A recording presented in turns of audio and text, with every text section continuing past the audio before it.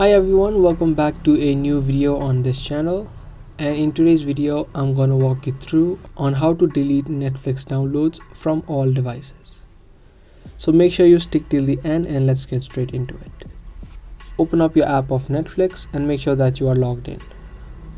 Once you're here, just tap on the downloads option on the bottom right and you can see all of the videos that you have downloaded.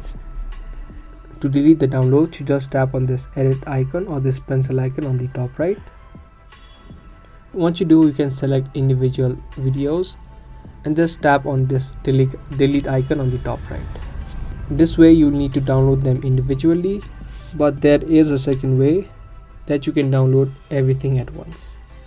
For that, tap on your profile icon on the top right and open up app settings. From the app settings, under downloads, you'll have an option of delete all downloads.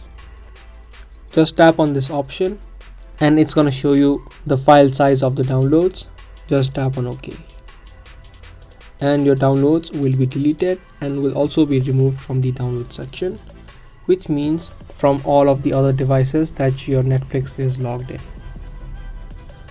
So that was a real quick and easy video on how to delete Netflix downloads from all of your devices.